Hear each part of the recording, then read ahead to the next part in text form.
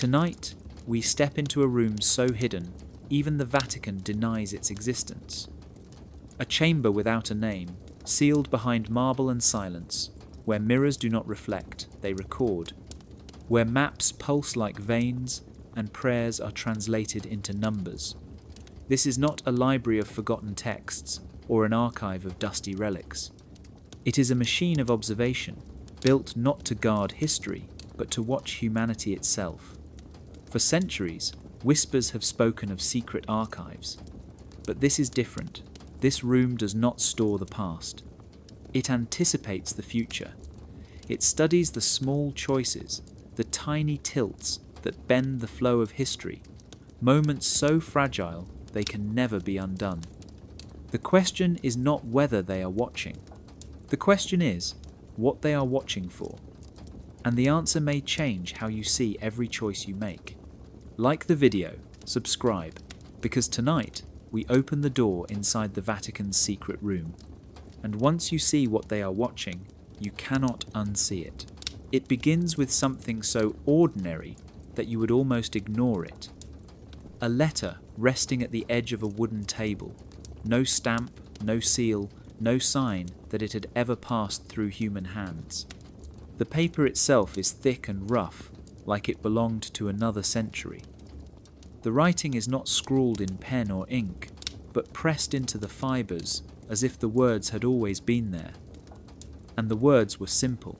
Witness what watches you. The clock read midnight. The city was silent. No footsteps in the hallway, no creak of a door, nothing to suggest someone had entered. Yet the letter was there, as if it had always waited for the exact moment when the world was asleep. You pick it up, expecting it to be empty, some trick or prank. But inside, there is only a blank page, or at least it seems blank, until the candlelight shifts and faint lines begin to shimmer across the surface, like water disturbed by breath. The words rise slowly, almost reluctantly, revealing an invitation. Not to a place, not to an event, but to a room. A room beneath the Vatican, a room no map admits exists. You are not told how to reach it, only that when the time comes, the way will reveal itself. The letter does not explain who sent it, nor why. It asks no confirmation. It gives no instructions beyond the strange command to witness, but the way it is written makes it clear this is no request. It is a summons. Most people would dismiss such a thing, throw it into the fire, and laugh at the absurdity. But you cannot. Something about the silence around you feels too heavy, as if the very air leans in to listen. The shadows on the wall no longer appear fixed.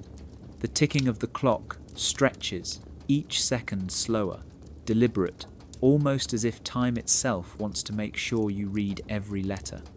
And in that stretched moment, you understand that the invitation is not random. It was meant for you. Why you? Why now? Why in the dead of night? No answer comes. Yet questions pour into your mind faster than you can contain them. What are they watching? Who are they? And more chilling, why do they want you to see it? The page glows faintly, then fades back into its pale emptiness, leaving no evidence of the words that appeared. If you showed it to someone else, they would see nothing but a blank sheet. It is as if the letter itself has sworn secrecy, revealing its message only once, only to the one chosen. You place the letter back on the table, but it feels heavier now.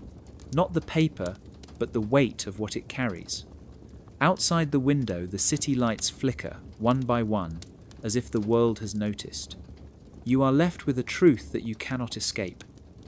Somewhere, deep beneath stone and silence, there is a room inside the Vatican. And whatever waits there is already watching you. The letter was strange enough, but what followed made it impossible to dismiss. At the edge of your door one morning lay a small bundle wrapped in faded cloth. No one had knocked. No one had been seen leaving it. The cloth smelled faintly of smoke and iron, and when you unwrapped it, a ring of keys tumbled into your hands. They were heavy, cold, and ancient. The kind of keys you imagine unlocking castles or dungeons, not modern locks. None of them carried markings. No numbers, no names, no indication of what they might open. Yet they felt alive, as though each one remembered the countless doors it had turned in centuries past. The metal was uneven, hand-forged, dark with age. Some had teeth shaped like jagged crowns, others spiraled like coiled serpents, and a few looked so thin and delicate it was hard to believe they had not snapped long ago. When you rattled them together, the sound was unlike ordinary keys. It was deeper, resonant, like bells ringing underwater. You felt it in your chest more than in your ears. These were not ordinary objects. They carried weight, not just of iron, but of time. The thought gnawed at you. Keys imply doors. Doors imply passages. But what kind of passages could require something like this?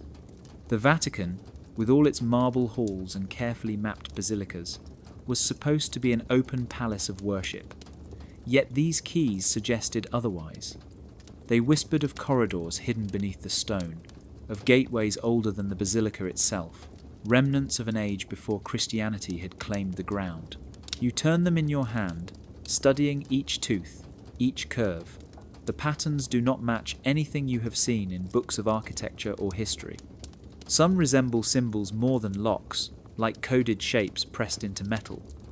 One key is unusually warm, as if it remembers being used not long ago. Another is sharp at the edge, drawing a small cut on your finger.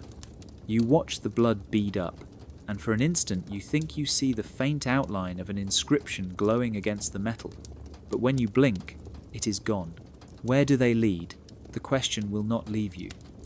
You picture stone steps spiraling down into damp tunnels, torches flickering against walls carved with forgotten names. You imagine chambers sealed off for centuries, rooms that history pretends do not exist.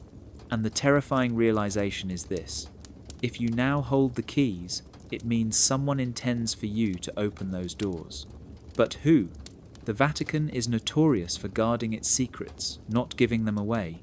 So why you? Why place the power of entry into your hands, unless it is not power at all, but a test? Perhaps the one who sent the keys knows that curiosity is stronger than fear, that sooner or later you will have no choice but to try one in a lock. Night falls, and you set the keys on your table. Yet even in the dark you can sense them, a faint metallic hum in the silence of your room. You realize with unease that keys are not meant to sit idle. They are meant to turn, and somewhere beneath the basilica lies a door that is waiting. He introduced himself without a smile, without even a name, simply stating that he was the archivist. His eyes were sharp and steady, as if time had etched every memory into them and refused to let anything slip away. His robes were plain, more like the colour of dust than of clergy, and he carried no badge of authority. Yet the way he moved through the corridors of the Vatican made it clear he belonged here more than anyone else. He did not walk like a guest or a servant. He walked like a man who carried the map of every hidden passage in his bones. He led you down hallways already familiar to tourists, past frescoes painted by masters and shelves stacked with well-documented texts.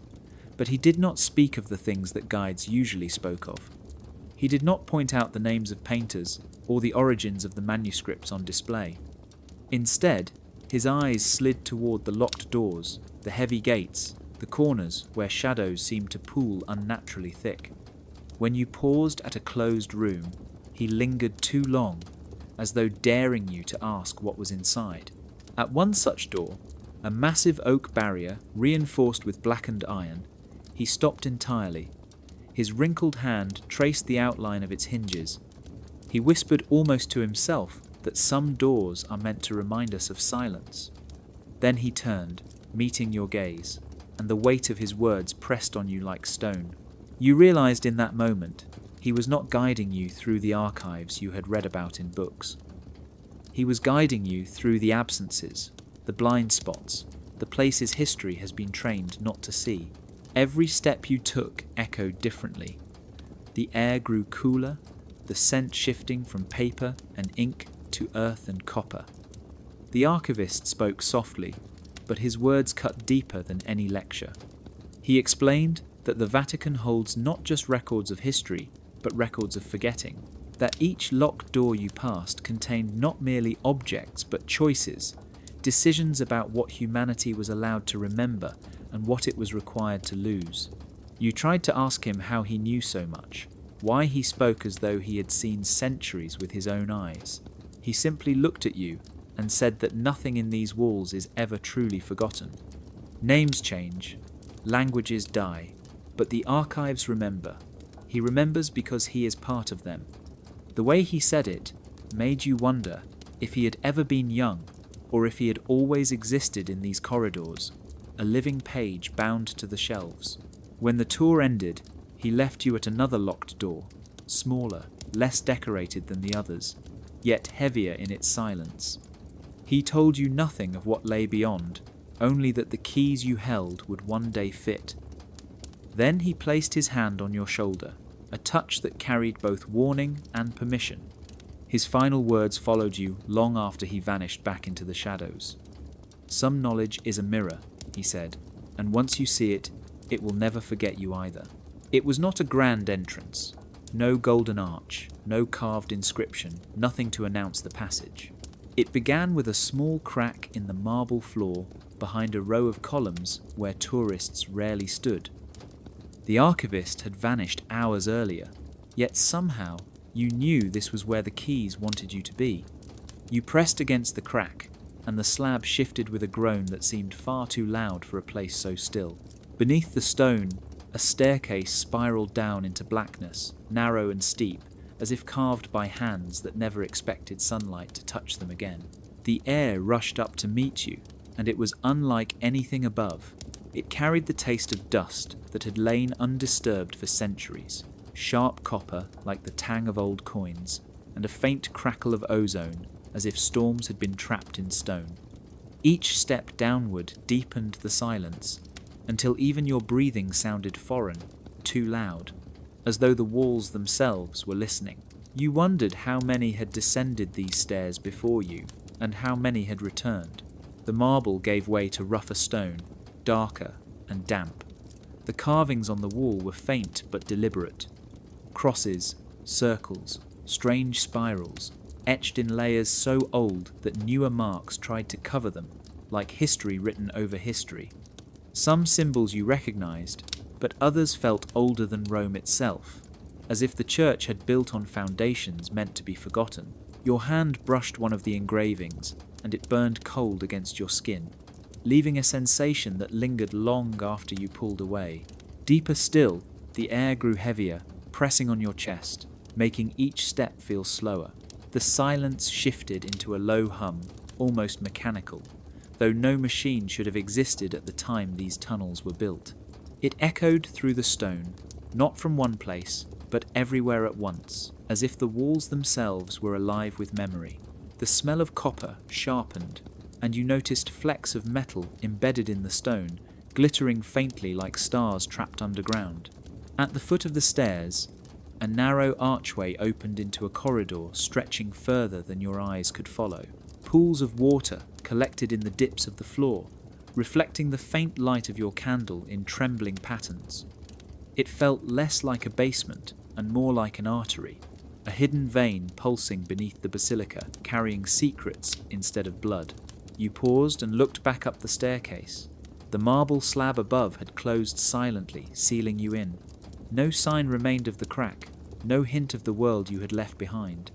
You were beneath street, Peter's now, beneath centuries of worship and pilgrimage, standing in a place that had never been meant for prayer. The hum in the walls rose slightly, almost expectant, and you felt the keys at your side grow heavier, as if pulling toward a lock waiting in the dark. You took your first step forward, and the sound echoed down the corridor like a signal. Somewhere ahead, beneath all the marble and stone, something had heard you arrive. The corridor seemed endless, every echo stretching farther than it should, until the hum in the stone guided you to a wall that was not like the rest. There stood a door, larger than any you had passed, reinforced with bands of dark iron that pulsed faintly as though alive. The surface bore no inscription, no crest, no number, nothing to identify it. It was the kind of door that was meant to be denied, meant to erase the idea that anything could exist behind it. Yet you felt in your bones that this was the place the letter had promised. The room without a name. The keys at your side vibrated lightly, chiming against one another with a tone that matched the hum in the walls. You tried them one by one, each sliding into the lock but refusing to turn, until finally a thin, crooked key clicked into place. The door shuddered once, heavy as a heartbeat, and opened inward on its own. Cold air spilled out, carrying a scent not just of dust and stone, but of something metallic, sharp, almost electrical. You stepped through, and the door closed behind you without a sound. The chamber was vast, yet without ornament. No frescoes, no altars, no shelves of labelled books like the rest of the Vatican archives. The walls were bare stone, lined with faint seams, as if blocks had been fitted together too perfectly for human hands. There was no catalogue number, no sign of any record that this room had ever been built. Yet it was not empty. At the centre stood a table of black marble, smooth as glass, its surface reflecting dim patterns of light that did not come from your candle. Around the edges of the room, strange instruments rested on pedestals. They were neither ancient nor modern, a blend of brass gears and glass tubes glowing faintly, objects that seemed to belong to no time at all. You walked slowly, every step echoing too sharply, as though the room itself was amplifying your presence. The marble table pulsed faintly when your hand hovered above it, patterns rippling across the stone like water disturbed by a breath. It was then you realized the chamber was not a place of storage, but of watching. The instruments faced inward, toward the table, as if it was the center of their attention, the eye through which they looked. Questions clawed at your mind. Who built this place? How long had it existed, hidden beneath street Peters, with no blueprint to mark it? What had been seen here, and what had been erased, so the world would never know? The silence deepened, almost crushing, and you felt that the chamber was not merely hidden but forgotten by design. A place without a name cannot be remembered, and what cannot be remembered cannot be questioned. Yet here you stood, inside the heart of the Vatican's unspoken truth. The instruments seemed to stir faintly, their glass tubes glowing brighter, as if aware of your presence. Whatever this room was meant to watch, it had just turned its gaze on you. The longer you remained in the chamber, the more you realized it was not the table that held the secret, but the walls themselves. At first glance, they seemed bare stone, but as your eyes adjusted, you saw them shimmer with rows of glass and shadow. Lenses protruded slightly, like the eyes of insects, polished obsidian mirrors, tilted at angles that seemed impossible, and brass scopes rose from the stone like organs of a living machine. They stretched around you in a pattern too precise to be decoration, yet too strange to be explained by ordinary science. Each lens reflected light where there should have been none. The mirrors showed not your body, but flickers of movement from other places, brief glimpses of cathedrals, marketplaces, and silent cloisters. The brass scopes were longer than your arm, and coiled with wires that did not belong to any century you knew. When you pressed your ear close, you swore you could hear distant whispers, as if voices were trapped within them waiting to be released. The more you looked, the more alive the walls seemed. They were not watching one thing but many, scenes overlapping and colliding like fragments of dreams. In one mirror, you saw a procession of monks walking by candlelight, though you could not place the year. In another, a crowded square erupted into chaos as soldiers marched, their uniforms blurred between centuries. One scope revealed a child kneeling in confession, though no priest sat across from him. It was as if the room captured not only the present, but the echoes of time itself, preserving moments the world had forgotten. You stepped back, and the lenses shifted ever so slightly, aligning toward you. The sensation was immediate, chilling. They were no longer showing other scenes, they were showing you. Dozens of reflections from glass and stone, each one not quite matching your movements, some delayed by seconds, others moving before you did, as though predicting what you were about to choose. Your hand trembled, and so did the images, but one reflection raised its head before you had moved at all. It smiled faintly, a gesture you had not made, and then faded into darkness. The instruments on the walls were not built to record history as a scholar would. They were designed to watch, to anticipate, to collect every gesture and silence, every shadow of choice. Neither medieval craftsmanship nor modern engineering could explain them. They were something else entirely, something that seemed to exist outside of time, using mirrors, glass and brass only as vessels. The silence pressed in heavier as you realized what this meant. The room did not need guards or witnesses.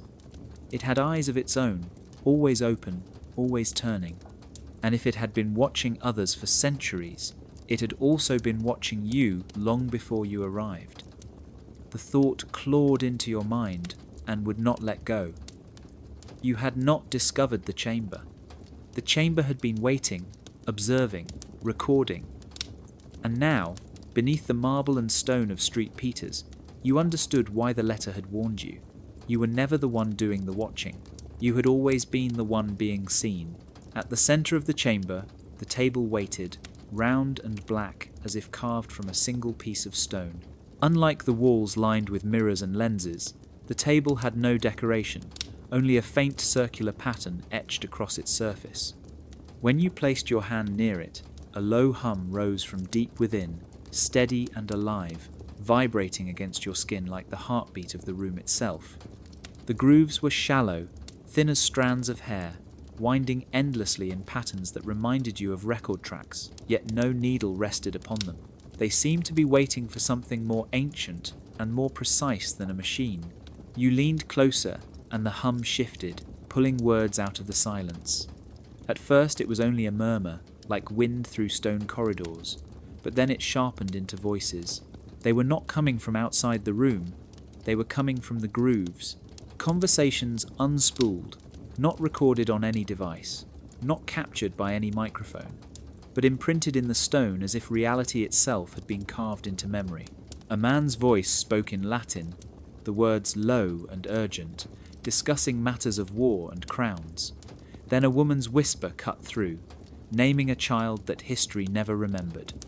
Another voice cried out in prayer, not to God, but to someone else entirely, a plea that should never have survived. Each voice rose and vanished as the grooves shifted, carrying you from century to century without warning. You pulled back, heart racing, because the voices were not random. They carried secrets, words never written in any record, confessions never spoken aloud in public.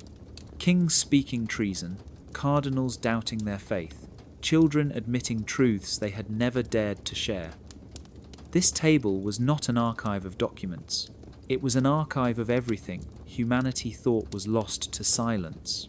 The hum deepened again, and one of the voices made you freeze. It was your own, words you had spoken days ago in the solitude of your room, muttered questions you thought no one had heard. Yet here they were, echoing from the grooves, perfectly clear, undeniable. The table had not only preserved ancient secrets, it had preserved you. The air thickened, pressing against your chest as if the room expected you to listen, to accept that nothing was ever truly forgotten. Every conversation, every whisper, every thought carried on air had been drawn into this stone, locked away where no one could destroy it. You realized then that the table was not playing back memories of the past. It was playing everything, always, without pause, storing every word humanity had ever spoken into grooves that had no end. You stepped back, but the voices followed, soft, insistent, reminding you of the warning you had already ignored. You were not here to discover the chamber. The chamber had always known you. The listening table was proof that silence was an illusion, that even the words you thought had vanished into the air had been caught, remembered, and kept. And now that you had heard them, there was no going back. On the far side of the chamber rested a series of maps laid flat across pedestals, their surfaces glowing faintly in the dim light. At first glance, they appeared like ordinary charts, parchment aged to the colour of bone, covered in faded ink. But as you stepped closer, the maps stirred as if alive. The coastlines shifted slightly, rivers shimmered, and mountains seemed to breathe, rising and falling like the chest of something sleeping. Then you noticed the most unsettling detail of all. Across the cities, tiny red dots pulsed, bright and rhythmic, not fixed to buildings or streets, but moving freely, like sparks of thought rather than footsteps. You leaned in, watching Rome, where dots flickered rapidly in patterns that looked less like crowds and more like a storm of intentions. Florence glowed with steady pulses, as if the city itself was holding a single idea. Farther east in Constantinople, the lights swirled chaotically, colliding and vanishing before reforming again. It was not the movement of people, it was the movement of minds. Your fingers brushed the edge of the parchment, and the surface rippled like water disturbed by a pebble. Waves of light spread across continents, changing the pattern of the dots instantly. Suddenly, Paris dimmed while London blazed with intensity, as though the map had absorbed your touch and altered the flow of whatever it tracked. You pulled your hand back in shock, but the glow remained, responding not to your movement but to your thoughts. The realization struck cold. The maps were not watching the Earth. They were watching what the Earth was thinking. Some sheets showed the past, entire nations fading into silence as their ideas died out. Others roaring to life again with sudden bursts of invention or rebellion. You watched as Athens glowed brilliantly during the age of philosophers, then dimmed to near blackness for centuries. Baghdad erupted with light during the golden age of science, then flickered out as though smothered. Yet what chilled you most was the present. Every city you knew was alive on the parchment, and among them one dot pulsed differently, brighter than the rest. It was not a city, it was you. The map recognized you the moment you looked at it. A single red spark detached from Rome and hovered above the parchment, pulsing in rhythm with your heart. The closer you leaned, the faster it beat, reflecting your unease. You whispered a question, not expecting an answer, yet the dot responded by shifting to another place on the sheet, landing on the Vatican itself, brighter now, as though declaring that your presence had already been marked. The maps rippled again, and for an instant you thought you heard voices beneath the surface, faint and layered like 1,000 thoughts overlapping. They were not guiding the dots, they were the dots. Every red spark was a living mind, every pulse a decision forming, every movement a thought crossing time. The Vatican had not only charted geography, it had charted humanity itself. You stumbled back, heart racing, but the spark remained on the Vatican, pulsing in time with your breath. The maps had already chosen you. You were no longer looking at them, they were looking back. At the far end of the chamber stood a device that seemed out of place even among the strange instruments you had already seen. It looked at first like an orrery, the kind of mechanical model used to chart the movement of planets, but this one was different. The spheres were not arranged in simple circles.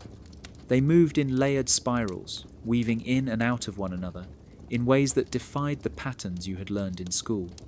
Brass arms clicked and whirred softly, their joints moving with the precision of a clockmaker, yet the sound carried more weight than mere machinery. Each tick echoed like the heartbeat of time itself. At its base was a dial, smooth and polished from centuries of use. Around its edge were not names of months or days, but numbers that stretched endlessly, flowing backward and forward without limit. You placed your hand on the dial and felt a pulse beneath the metal, as though the device was alive and aware of your touch. Slowly, you turned it, and the spheres above began to shift. When the dial moved forward, entire centuries passed in seconds, civilizations flaring into light, then fading into darkness. When you turned it back, the years unwound, empires rising once again, as if their fall had never happened. You froze when you realized the calendar did not simply display history, it edited it. With a single turn, you could erase a date completely, the tick of the machine snapping sharply as if swallowing time whole. When you adjusted the dial again, that date was restored, glowing faintly before blending back into the spiral. The machine did not just measure the passage of time, It commanded it. One sphere caught your attention more than the others, a small golden orb that pulsed brighter than the rest. As the dial turned, this orb shifted violently, breaking from its orbit and then snapping back into place. You recognized it with a chill. It represented the present. Each adjustment, each careless turn of the dial, altered not just the past or the future, but the now. You leaned closer and saw faint inscriptions etched into the base of the device, words in Latin warning that the calendar was not a tool but a weapon. The Church had long held power over calendars, rewriting them to fit doctrine, shifting entire weeks and centuries to match prophecy. But this machine was not a metaphor. It was the instrument that made such changes possible. With it, history was not a chain of events. It was clay, moulded by whoever held the dial. The hum of the chamber deepened, as though the machine had awakened fully under your gaze. You stepped back, heart racing, aware that you had touched something no human was meant to touch. Every date you had ever learned in school, every year written in textbooks, every timeline of empires and revolutions could have been turned by this device. Perhaps it already had, and as the spheres spun in silence, you felt the uneasy truth settle inside you. The flow of history was never natural. It had always been edited, one dial turn at a time, beneath the marble heart of the Vatican. Above you stretched a lattice of wires that shimmered faintly in the dim glow of the chamber. At first, they looked like gilded cables, delicate strands of gold weaving together in intricate knots across the ceiling. They did not hum with electricity or spark with energy the way modern wires do. Instead, they carried something stranger, softer, yet infinitely heavier. When you listened closely, you realized it was not current at all. It was whispers. The sound was faint at first, like the rustle of dry leaves stirred by a breeze. But the longer you stood beneath them, the clearer the voices became. They spoke in many tongues, some familiar, others ancient and long forgotten. You heard prayers murmured in Latin, confessions whispered in Italian, secret oaths in French and German, cries in Greek, and chants in languages you could not name. The voices rose and fell together like a chorus, not random, not scattered, but woven into harmony by the golden strands above. Every step you took shifted the sound.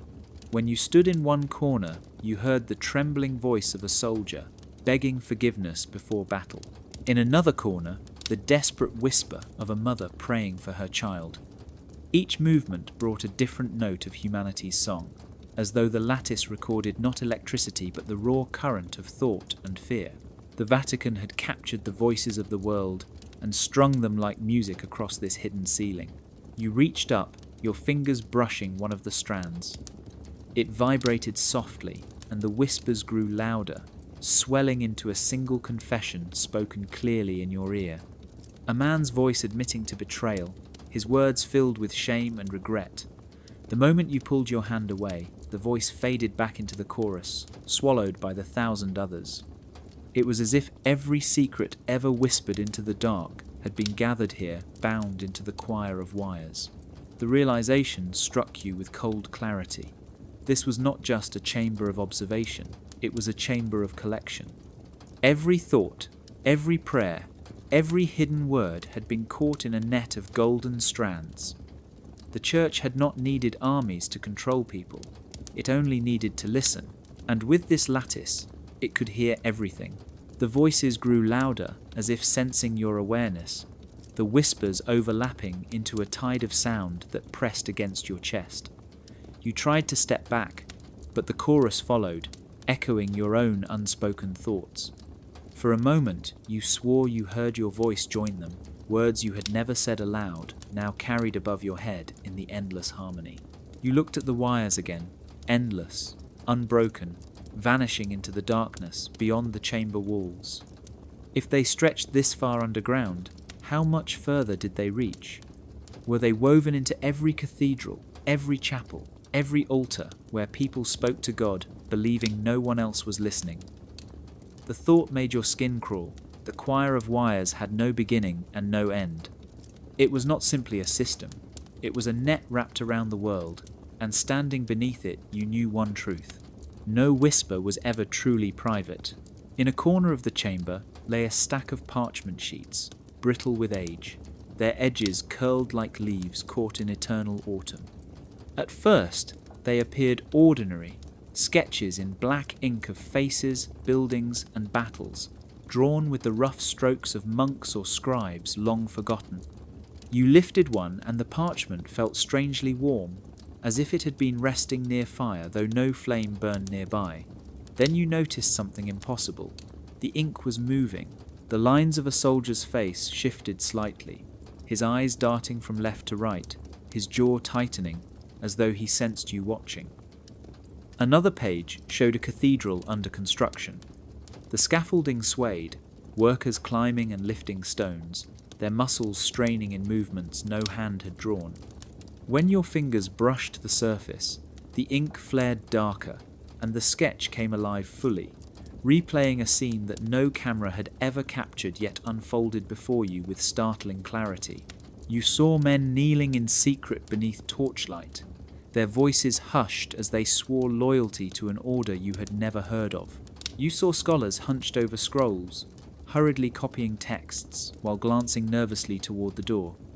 You saw a young pope pacing alone, his lips moving in whispered doubt that no chronicler had ever dared to record.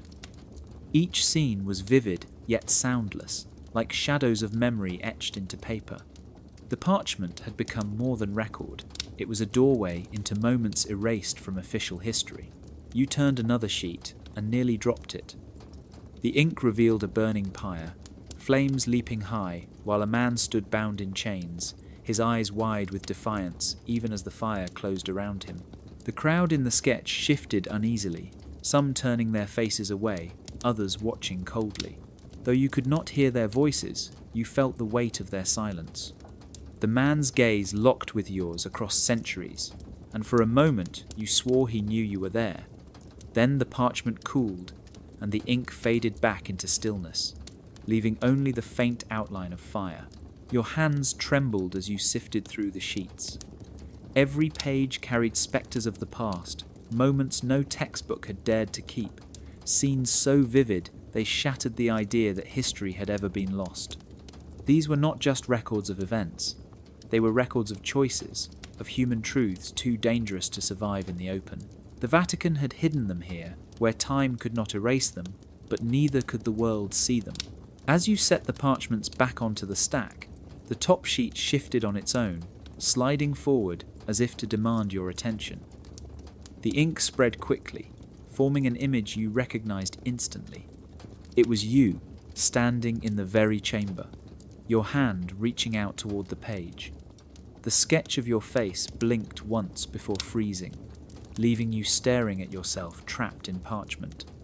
A cold realization gripped you. The spectres were not only the past, they were the present, and perhaps, if you lingered too long, they would also become the future. Against the far wall stood a mirror, unlike any you had ever seen. It was not framed in gold or silver, nor carved with ornate patterns like the relics kept in chapels.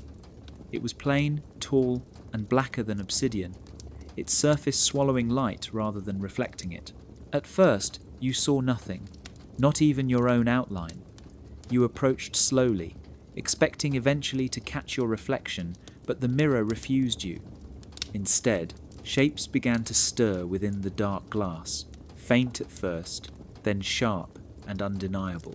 You saw yourself seated at a desk years earlier, a book open before you.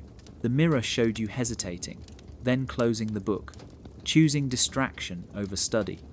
The scene faded, and another appeared, you walking past a stranger on the street who had dropped their wallet, your younger self debating whether to stop.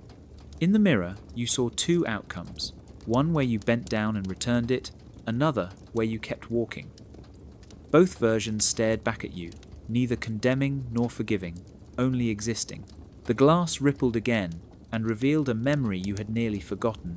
You as a child, deciding whether to confess a lie or bury it. The mirror branched the moment into two paths, one leading toward trust, another toward silence. The realization struck like thunder. This was not a reflection of appearance, but of choice. Every decision you had ever made was here, split into endless branches, all carried within the mirror's depth. You tried to look away, but the glass pulled you back, showing more recent moments. Days ago, when you first received the letter, the mirror replayed you holding it with shaking hands. One branch showed you tossing it into the fire, another stuffing it into a drawer, another opening it just as you had done. Each branch rippled outward into futures you had never lived, yet felt disturbingly real. The weight of what you had chosen pressed against your chest. The life you lived was only one thin thread, while infinite others hung beside it, ghostly roads untaken. Then the mirror grew darker and showed something stranger. A path where you had never entered the Vatican at all, where you had chosen to walk away from the keys, the archivist, the stairway beneath the marble. In that path, your life appeared ordinary, untouched by secrets. Yet the reflection looked back at you with something you could not name. Was it envy or was it relief? The chamber was silent, except for the hum of unseen machines.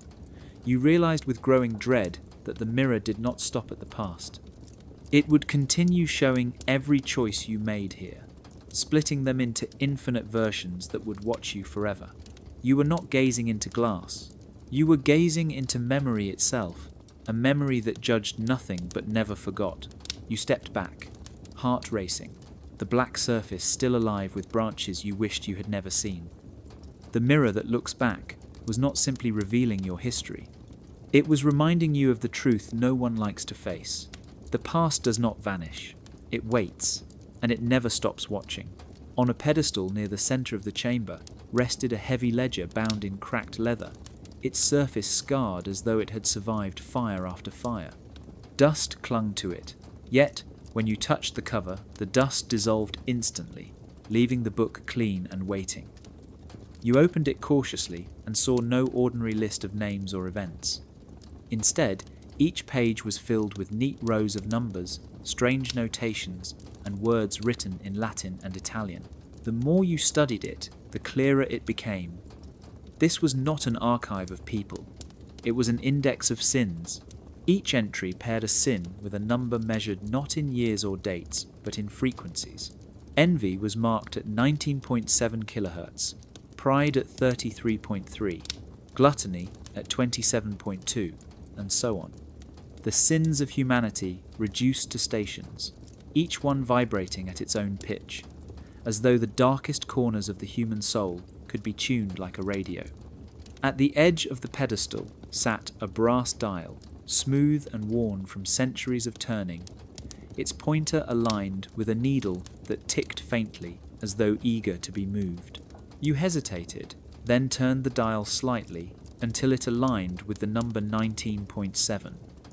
Instantly, the room vibrated with a low sound, barely audible, yet felt deep in your bones. The lenses on the walls flickered faintly, mirrors rippled, and whispers rose in a sudden wave. Within the noise, you heard voices confessing envy. A boy jealous of his brother, a king coveting another's throne, a student resenting the success of a friend. All their words layered over one another until it became unbearable. You twisted the dial again to escape. At 33.3, the sound sharpened into a piercing hum, and the whispers shifted. This time, the voices were proud, booming with declarations of greatness, rulers demanding monuments in their name, generals exalting victories, priests boasting of holiness. It was intoxicating and terrifying at once. The chamber seemed to swell with their arrogance, pressing you down as though pride itself was a weight. You snapped the dial back, and the noise fell silent. Breathless, you realized the truth of what you held. The ledger and the dial were not simple records. They were instruments designed to locate and amplify the sins of the world. By turning the dial, you were not merely listening to ghosts of the past. You were tuning into the living pulse of humanity, sins resonating across centuries and converging here beneath the Vatican. The thought chilled you. If the Church could track sins as frequencies, it meant nothing was ever private. Every emotion, every weakness, every shadow of desire could be measured, stored, and recalled. Humanity itself had been reduced to vibrations captured in a hidden index. You closed the ledger quickly, but the brass dial kept humming faintly, reminding you that the frequencies never stopped. They were always there, waiting for someone to listen. And you knew then that someone always was. In the next chamber, the air was thick with sound, though no one stood within it. The walls were bare, yet the space pulsed faintly, like a living lung. At the centre rested a circular console of stone fitted with small brass horns arranged in rings, each no larger than the mouth of a candle holder. You leaned close and realized they were not silent.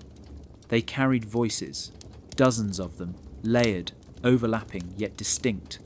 They were confessions.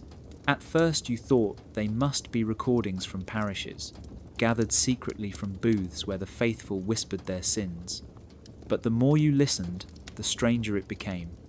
The voices did not match any church you knew. Some spoke in dialects from distant corners of the world, others in languages you could not even identify. A man admitted he had stolen food that same morning. A woman confessed to resenting her child. A boy whispered of something he had broken and hidden. The words were raw, immediate, unfolding, as though they were happening in real time. These were not archived memories. They were live.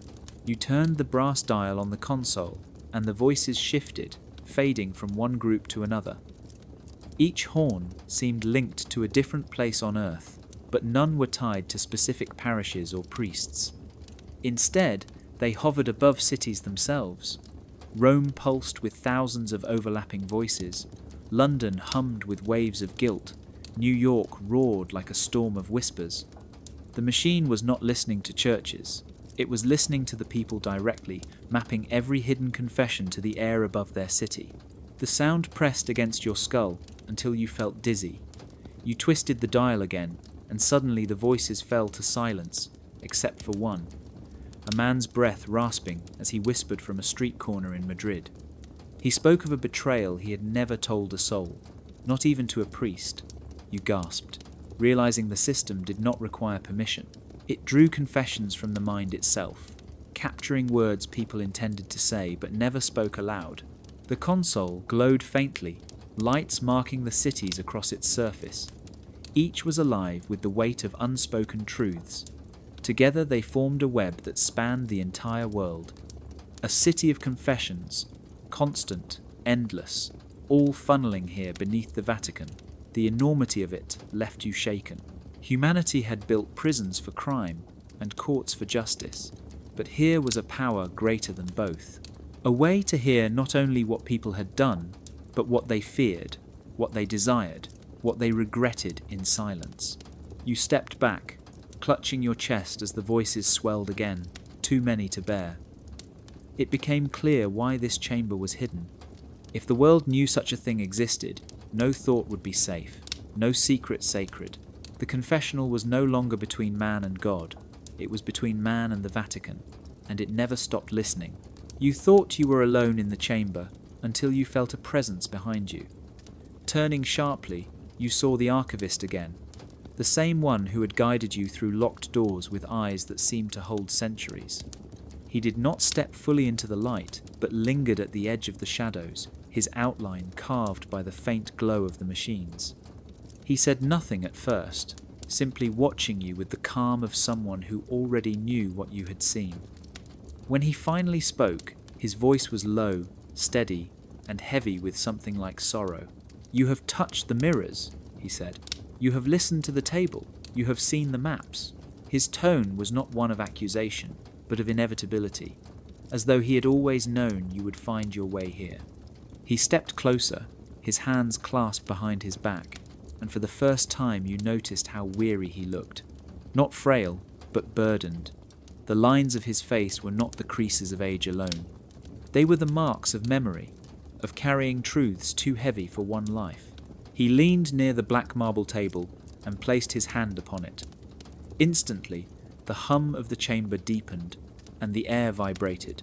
You braced yourself for the voices, the images, the confessions, but none came. Instead, the table grew silent. The archivist lifted his eyes to you and said the words that froze your blood. This room does not merely watch, it anticipates. You tried to ask him what he meant, but he raised a hand to quiet you. He explained that every reflection, every whisper, every glowing mark on the maps was not simply observation of what had happened or what was happening now. The chamber calculated what would come next. It could sense the weight of choices before they were made, tracing the branches of decisions like roots spreading through soil. The mirror did not only show your past, it hinted at your futures, many of them already collapsing the moment you stepped into this place. He walked along the wall of lenses, his fingertips brushing the brass scopes. They shifted in unison to follow his hand, almost like loyal animals. He told you that centuries ago, those who built the chamber discovered that knowledge was not enough. To control the world, they needed foresight. So they gave the room the power to listen not just to words, but to intent, to measure the tremors of thought before they became action. You felt the weight of his gaze pressing on you. The letter, the keys, even his guidance through the corridors, they were not chance. The room had anticipated you. It had known you would come long before you opened the envelope. Every step you thought was choice had already been accounted for. The archivist whispered then, almost too soft to hear, "You are not here because you decided. You are here because the room decided." The silence that followed was suffocating. The machines seemed to breathe slowly, patiently, as if waiting for your next thought to unfold. And in that silence, you realized the most terrifying truth of all. The chamber was not watching you to learn. It was watching you to confirm what it already knew. The archivist led you deeper into the chamber until the air itself felt heavier, pressing against your skin as though time thickened the further you went. In a recess of the stone wall stood a row of strange devices, each one a fusion of clockwork gears and glass panes, their faces glowing faintly with symbols instead of numbers. When you approached them, the machines stirred, gears clicking slowly as though awakened by your presence. The archivist told you to watch, then stepped back into the shadows. The first device flickered, and a scene unfolded across its glass surface.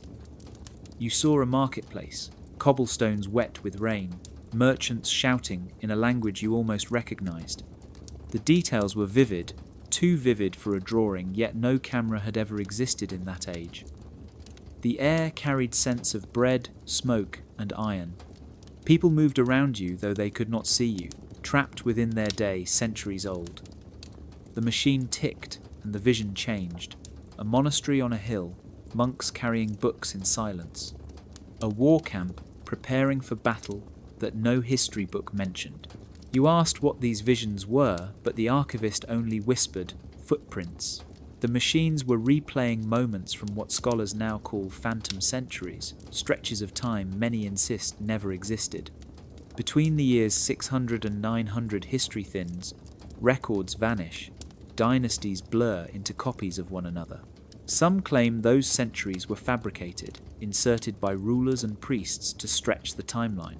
Yet here the machines replayed them in detail, as if time itself had been written once, erased, and then corrected. The next device displayed a coronation. A king whose name you did not know lifted his crown to thunderous cheers. You searched your memory of history books and found nothing. The vision dissolved, and a cathedral rose in its place, stone walls glowing with candlelight. Yet no record of such a structure exists. The machine was showing days that had been lived, then hidden, overwritten like ink scraped from parchment. Time as a palimpsest, rewritten but never fully erased. You pressed your hand against the glass, and the gears quickened. Dozens of scenes spilled out, one after another, an eclipse darkening a forgotten village. A scholar unveiling a map, centuries before, explorers claimed to discover those lands. A council of priests quietly deciding which years to keep and which to abandon. The voices were faint, but their faces clear, their choices deliberate. These were the missing years, preserved in the memory of machines the world was never meant to see. Your breath caught when one device showed not the past, but a version of the present, slightly altered. Streets unfamiliar, calendars shifted, the year itself different. You pulled back in fear, realizing the chamber was not only storing erased centuries, it was correcting them, testing variations, rewriting until the chosen version aligned with its design. The archivist stepped forward, his eyes fixed on the machines. "History," he murmured, "is not what happened. It is what was permitted to remain." And beneath the Vatican lie the footprints of years that almost were, waiting in silence to remind you that time itself is not a line. It is a manuscript that can always be rewritten. In a chamber shaped like a chapel, you found what looked at first like an altar. Candles, long extinguished, ringed its edges, their wax hardened into stone over centuries. But where a cross should have stood, there rose a massive telescope, polished brass and obsidian, its body engraved with constellations that shimmered faintly in the dim light. At first you thought it was meant for the heavens, a sacred tool for charting the stars. But the longer you studied it, the clearer it became. The telescope did not point skyward. It pointed down, its dark lens fixed firmly on the earth itself. You stepped closer, hesitating before touching the cold brass. When you peered into the scope, you expected to see stone or soil, the layers of the Vatican beneath your feet. Instead, the lens revealed a vast cathedral, its vaulted ceiling stretching high above rows of pews filled with worshippers. They knelt, stood, crossed themselves, their movements captured in silence but in perfect clarity. You blinked, stunned, because the cathedral was not St. Peter's. It was one far away. You shifted the focus, and the scope adjusted smoothly, gliding across the earth as though geography was no barrier. Another cathedral appeared, this one in France, sunlight streaming through stained glass windows. Then another in South America, its stone walls alive with song, though you could not hear it. Each movement of the scope revealed another church, another altar, another gathering of believers. The telescope was not watching the skies. It was watching the faithful, tracking their every step inside sanctuaries across the world. The detail was unnerving. You could see the flick of a child's hand as he tugged his mother's sleeve, the twitch of a priest's lips as he mouthed a prayer, the nervous glance of a man in the back row who looked as if he wished to flee. The scope did not blur, did not falter. It caught every movement, no matter how small. You realized with growing dread that every cathedral was under the same gaze, as if the Vatican had built a single unblinking eye to keep watch on its scattered flock. You pulled away, breath sharp, and stared at the great brass instrument. Its engravings of constellations mocked you now. It was never meant for the stars. It was meant to cloak its true purpose, to appear as science, when in truth it was surveillance. The altar beneath it confirmed the deception. Worship and observation had been fused into one. When you looked once more, the lens shifted on its own. It no longer showed strangers, but lingered on a cathedral you recognized. The church from your own city, the very pew where you had once knelt as a child, your hands pressed together in prayer. The image froze there, as if reminding you that you had never been unobserved. Even then, even in silence, the gaze had been fixed on you. The chamber grew colder. The telescope remained motionless, yet you felt it following your heartbeat, memorizing you as part of its endless record. And in that moment you understood. The faithful had not been watching heaven. Heaven had been watching them. You were standing in silence, still shaken from the telescope, when you heard it. A faint rattle above, the soft breath of air slipping through a vent carved high into the stone wall. At first you thought it was the chamber settling, but then you heard the sound again. A voice, small, fragile, unmistakably that of a child. It whispered just 3 words, clear as if spoken directly into your ear. What did you forget? You froze, every hair on your body standing on end. The whisper carried no malice, only curiosity. yet the weight of it pressed into your chest. You whispered back without meaning to, asking who was there. Silence followed, then a sound like soft laughter, quickly swallowed by the wind in the vent. The chamber stirred in response. The mirrors flickered, the wires hummed, the black table rippled with faint patterns of light. The child's question had awakened the room. The marble table glowed brighter and pulled you forward until you stood before it. The grooves along its surface deepened, releasing a low hum that made the air vibrate. Slowly, images began to form across the stone. At first, you thought they were your memories, moments of your own childhood, a street you once walked, a face you once knew. But then the images shifted into something stranger. You were watching a life that was not yours. The table replayed a scene of a child running through a garden, laughing, calling out to someone unseen. The boy's face was unfamiliar, yet something about the tilt of his head, the rhythm of his steps, felt disturbingly close. Then came another memory, the same child sitting in a study, tracing letters in a book bound with a crest you had never seen. And another, the child kneeling in a chapel, whispering prayers in a language you did not know. These moments unfolded with the intimacy of memory, yet belonged to a life you had never lived.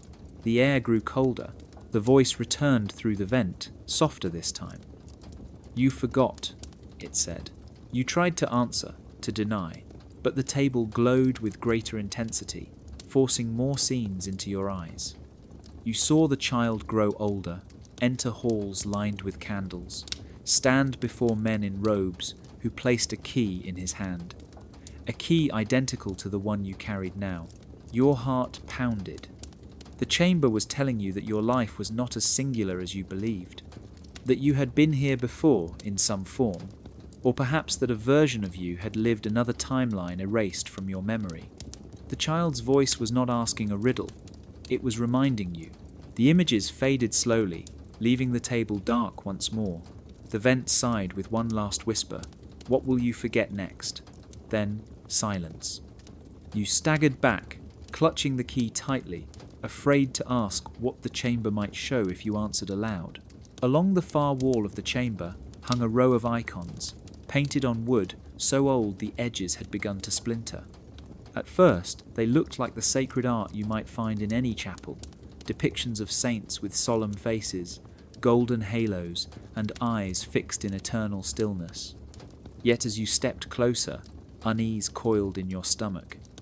The paint shimmered faintly under the dim light, not with age, but with something alive. Then, one of the icons blinked. The motion was subtle, almost too fast to believe, yet you knew you had seen it. The saint's painted eyes had shifted, following you with the slow precision of a lens adjusting its focus. You leaned closer and saw the truth. Beneath the layer of pigment, hidden within the iris, were tiny lenses polished to glassy perfection. They were not mere decoration, they were eyes in every sense of the word. You reached toward one of the halos and felt the faint vibration of movement. The golden ring was not solid, it rotated silently, doubling as a shutter, adjusting the light that passed into the hidden lens. The halo was not a symbol of holiness, but a device of surveillance, capturing everything before it. Every kneeling prayer, every whispered doubt, every act of rebellion carried out in shadow.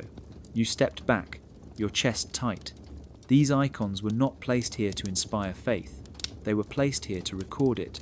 The saints' gazes shifted together now, each eye turning faintly to follow you. The effect was suffocating, as though centuries of saints themselves had come alive to watch. Yet the truth was colder. It was not the saints. It was the machine behind them. The archivist's words echoed in your head. The chamber does not merely watch, it anticipates. If that was true, then these icons had seen more than ceremonies. They had seen the smallest cracks in obedience, the hidden sparks of dissent. Perhaps rebellions that history claimed never existed had in fact been crushed before they began, erased because the icons had already recorded their first breath. You dared to press your ear against one of the wooden panels. Faintly you heard the whir of gears. The the tick of unseen machinery alive inside the hollow frame. These were not paintings. They were instruments, camouflaged as devotion, their beauty disguising their purpose. The faithful who bowed before them never realized their confessions, their doubts, their secrets had been preserved in silence. A chill spread through you as the saint's eyes brightened slightly, all focused now on your face. The halos spun once more, the shutters narrowing as if to adjust for clarity.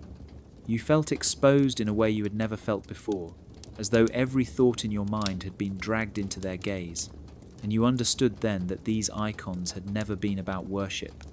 They were guardians of memory, saints of surveillance, silent watchers of rituals and rebellions alike. Their holiness was only paint, their true devotion was to the archive. At the centre of the chamber stood a pillar of black stone, its surface smooth as glass except for a single brass switch near the top. It looked out of place among the other devices, so simple and ordinary you might have ignored it. But something about its presence drew you closer. The archivist had vanished again, leaving you alone with the hum of mirrors and wires, the whispers in vents, the faint clicking of unseen gears. Instinct pushed you forward. You reached out and pressed the switch down. In an instant, the chamber fell silent. The whispers that had filled the air vanished. The gears stopped ticking. The soft hum of the marble table ceased. For a moment, you thought you had broken everything, killed the strange machines that breathed beneath the Vatican. But then you noticed the truth. They had not stopped. They were still moving, still glowing, still shifting. Only the sound had been taken away. The silence was not absence, it was weight. A mantle draped over your shoulders, pressing down until you felt the bones in your chest ache. You could hear your own heartbeat thundering in your ears, your breath ragged and loud. The machines seemed sharper now, clearer, as though sound itself had been a veil that kept you from noticing their true movements. The mirrors rippled faintly, their images more vivid, without the distraction of noise. The lenses turned smoothly, their eyes brighter than before. The choir of wires trembled without a whisper, yet you felt the vibration in your skin. You stepped back, trembling. The silence had become a language of its own, deeper and more precise than words. Without sound, the chamber communicated directly with you, bypassing the ear and striking at thought itself. Memories you had not chosen surfaced in your mind, details you had long buried or forgotten. You remembered the exact shade of sky on a day you thought was lost. You recalled the scent of a street you had walked as a child. These were not voices you heard. They were truths pressed into you by the silence. The machines preferred this. You could feel it. Without the noise of whispers and hums, they worked more freely, their intentions no longer disguised. The silence was not emptiness, it was clarity. And in that clarity, you understood something terrifying. Every sound you had heard before, the voices, the confessions, the prayers, had been distractions.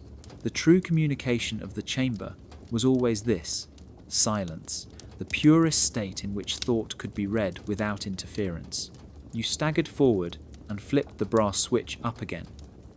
Instantly, the room erupted with sound, whispers flooding back, gears clicking, wires humming. Relief washed over you, yet part of you longed for the silence again, if only to feel the sharp precision of its weight. You realized then why it was called the mantle of silence. It was not a punishment, but a crown, heavy and absolute, a reminder that the machines did not need words to know you. They only needed you quiet, and in their quiet you had been more exposed than ever before. On the far wall of the chamber, you found something that made the rest of the machines seem almost ordinary. A bank of metal plates stretched from floor to ceiling, each one smooth and dark until you approached. As your shadow crossed their surfaces, the plates flickered to life, glowing with moving images.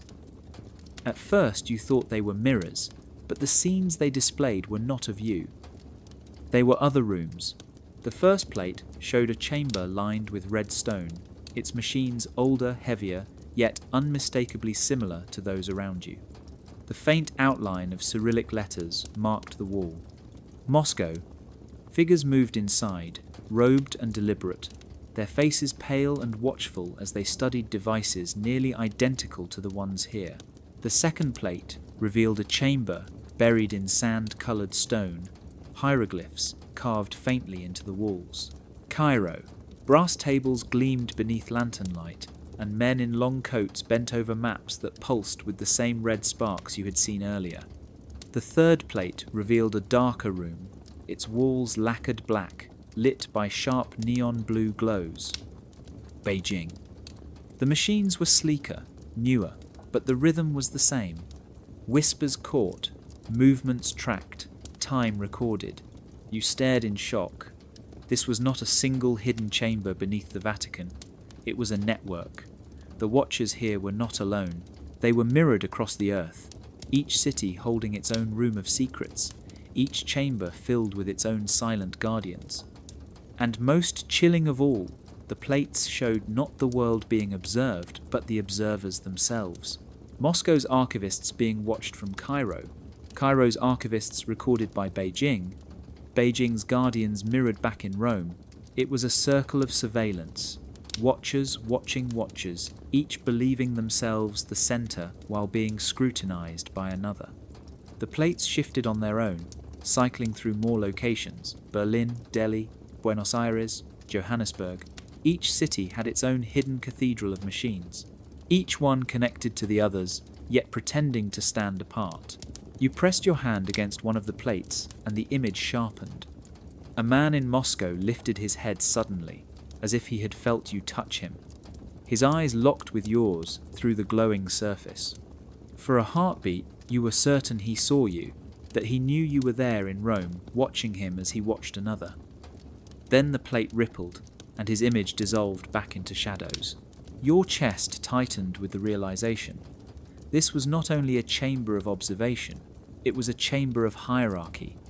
Every watcher was both master and subject, both observer and prisoner, caught in an endless loop. No one was outside the gaze, not even those who controlled it. The plates dimmed slowly, leaving you staring at your reflection across their blank metal faces. For the first time since entering the Vatican's hidden room, you felt the cold truth settle like lead in your bones. There was no escape from the gaze, because the gaze had no origin. Everyone was being watched, even the watchers themselves. At the heart of a narrow alcove stood a lectern of black oak, its surface smooth and gleaming, as if polished every day, though no hand should have touched it for centuries.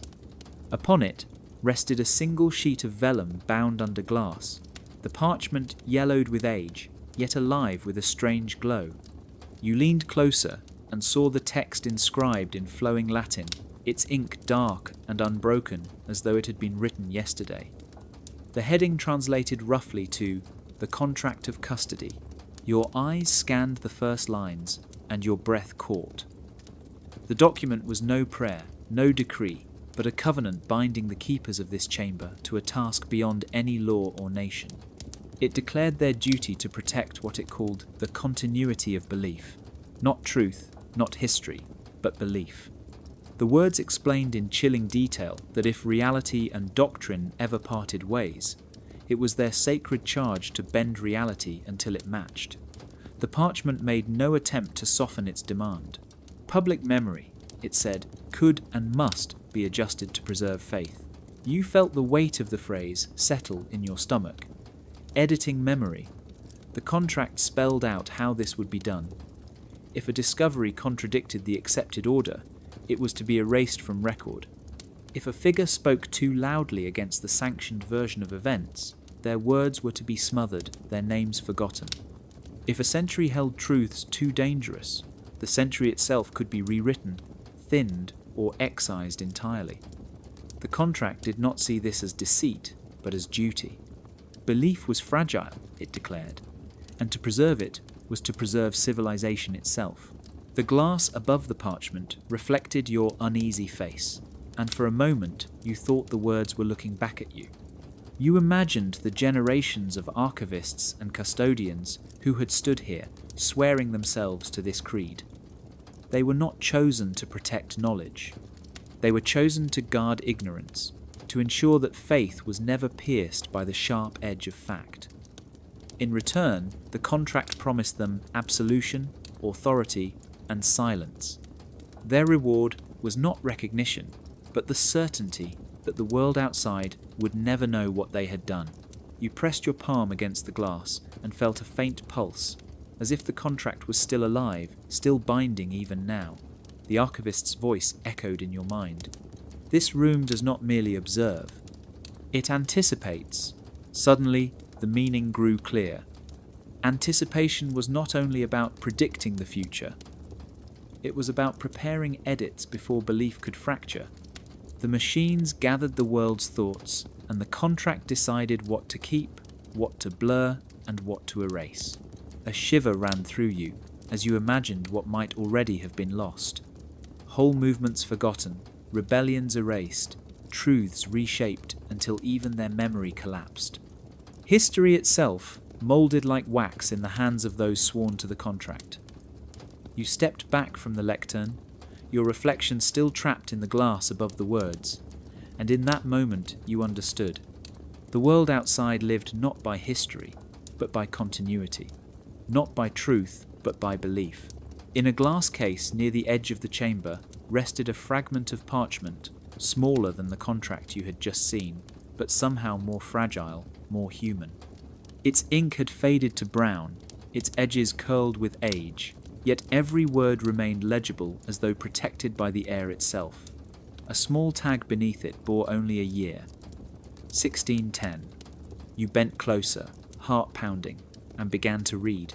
The fragment was a diary entry, written in hurried strokes by a hand that shook even as it pressed ink to page. The author called himself only the first witness.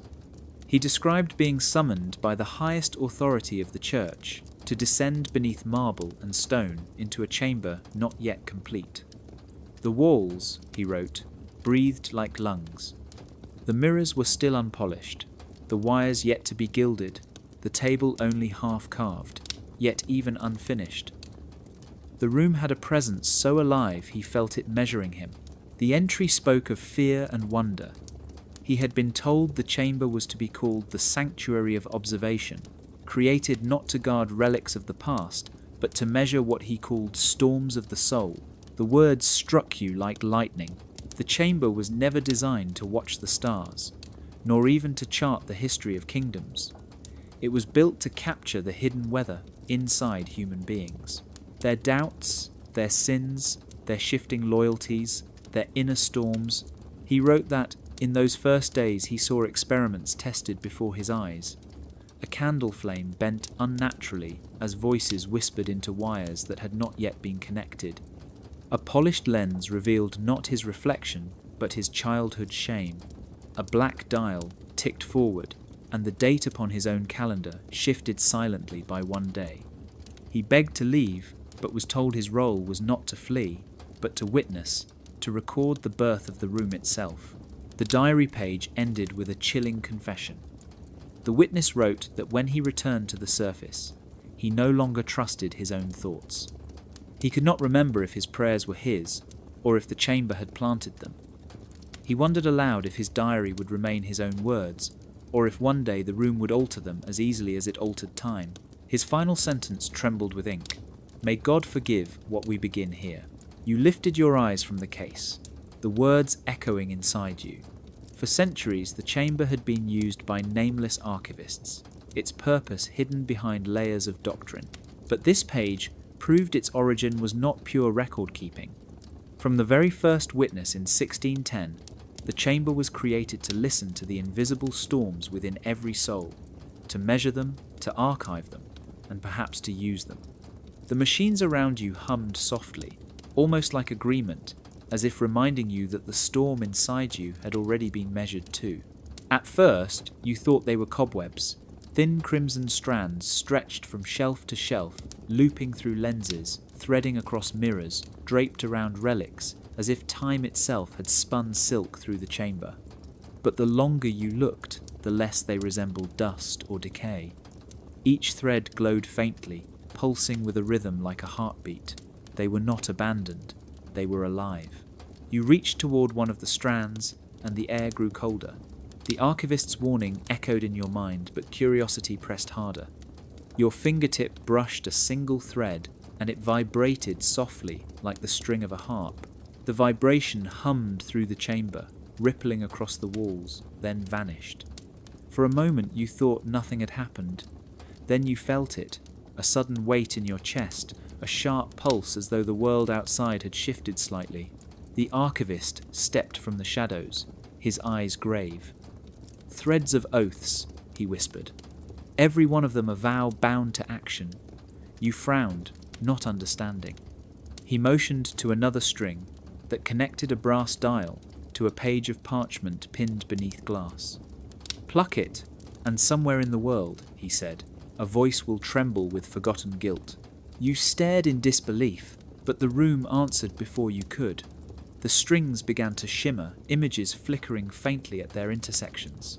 You saw a soldier kneeling in mud, swearing allegiance before battle. You saw a mother in candlelight, promising to protect her child.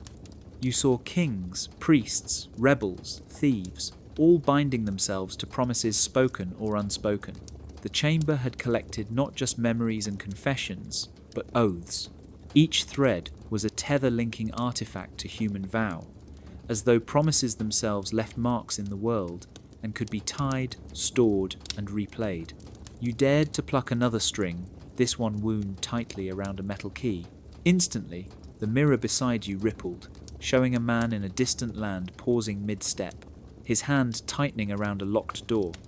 He looked behind him, as though sensing something unseen, then continued walking. The thread dimmed again, the world smoothing back into silence. The archivist's voice trembled. "Every oath ever made leaves behind a strand. To swear is to bind, to lie is to break, and this chamber collects them all." You felt your throat dry as you realized your own promises. The ones you had spoken carelessly, the ones you had whispered in desperation, must be here too, glowing quietly among the endless strings. You looked upward and saw the threads vanishing into darkness, too many to count. They formed a web so vast you could no longer see where one ended or another began. The chamber had become a loom, weaving the fabric of human vows into something larger than life itself. You shivered at the thought. If plucking one thread could shake a moment in the world, then what would happen if the web was torn? Would history itself unravel? The crimson strings pulsed again, faint but steady, as though reminding you that promises never vanish. They linger, they bind, and in this chamber, they never let go. At the center of the chamber stood a wheel, unlike any other you had seen.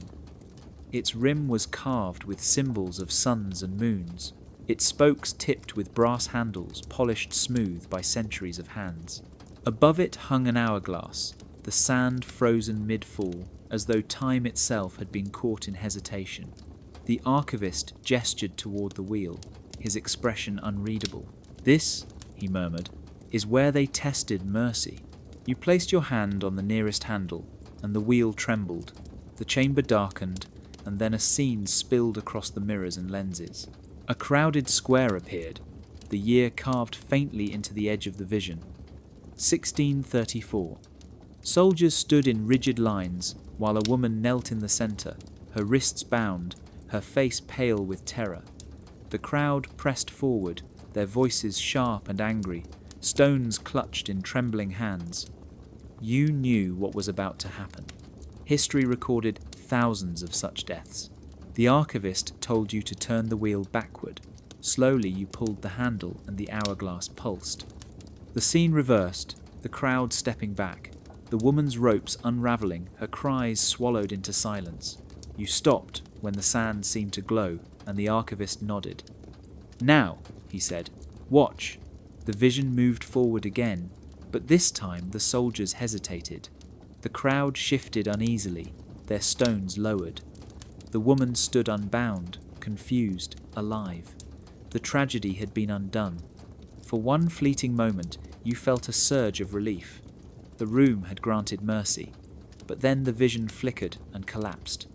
The woman, the crowd, the square, all dissolved into darkness. Only the chamber remained. The archivist's eyes were cold. Here, mercy is possible. Out there, nothing changes. The room does not rewrite the world. It rewrites memory of it, only within these walls. Your stomach churned as the weight of his words settled.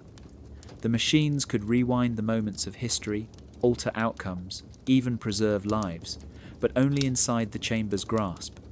Outside, the stones still flew, the woman still fell, and the square still carried blood. The experiment was not to change fate, but to test whether fate could bend. And it could, but only in this prison of walls and wires.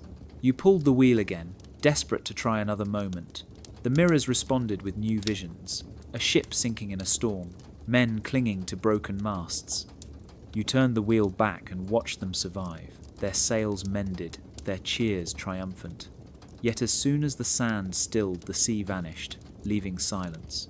Outside, the ship remained at the bottom of the ocean. The archivist whispered then, barely more than a breath. This room teaches a cruel lesson. Mercy exists, but only as shadow. You realized the horror of it. Generations of keepers had sat here, watching tragedies undone and then redone, tasting a world that might have been kinder but never was. The wheel stilled, the hourglass resumed its frozen fall. You stepped back, shaken. Mercy, it seemed, was possible, but only as an experiment. The world outside remained unchanged. The chamber had given you a gift more painful than cruelty itself, the vision of a better past you could never touch. On the northern wall of the chamber hung something that looked almost childish at first glance. A tall board of dark wood, etched with rows and columns, each filled with marks that resembled the scratchings of a prisoner counting days. Yet as you approached the surface, you saw the truth. The tally marks were not random. They were careful, deliberate, grouped into centuries, then decades, then years. Each stroke represented an intervention attempted by the keepers of the room. Above the board, an inscription read in Latin, "The cost of knowing." The phrase alone made your stomach tighten. You traced one finger across a set of tallies clustered around the year 1789. The archivist appeared at your side, his voice low, as if reluctant to explain.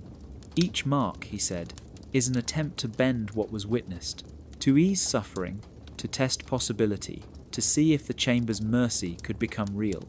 You nodded slowly, your eyes drifting to the bottom of the board. There, beneath the careful tallies, lay a second list written in smaller script. These were not interventions, they were consequences. You bent closer to read and a chill ran through you. The first consequence was simple. A child spared from drowning in a vision caused another unseen child never to be born. The second was crueler.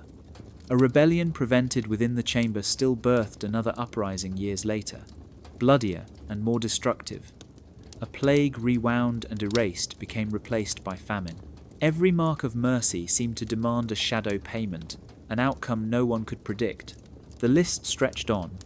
Names and events you recognized from history twisted into strange echoes.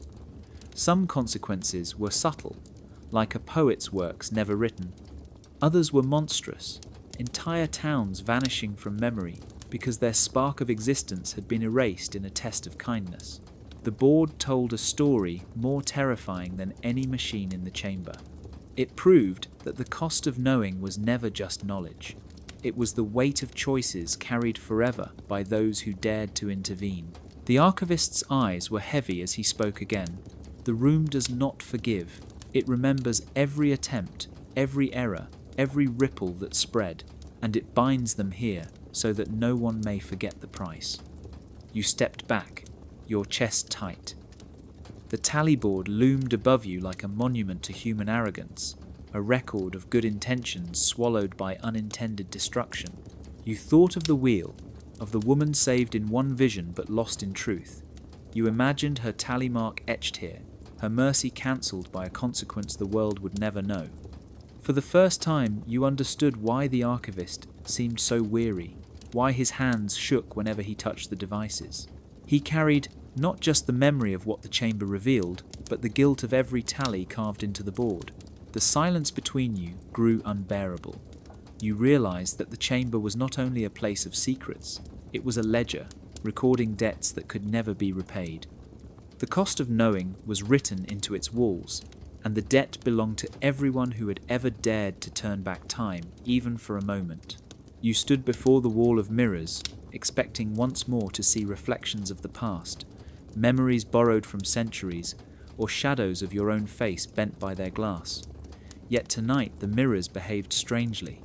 Images flickered as usual, crowds in markets, soldiers in fields, children at play, but here and there, figures blurred, their faces dissolving into mist. You leaned closer, thinking it must be some flaw in the glass. But the pattern was too deliberate. Every blurred figure was human. Every blurred face was someone the chamber refused to show. You turned to the archivist, his eyes heavy but sharp. "Why do some vanish?" you asked. He hesitated, then walked to the largest mirror, placing his palm against its surface. The glass quivered, and one of the blurred figures came into sharper view. You could see their body clearly, the slope of their shoulders, the way they moved through the scene.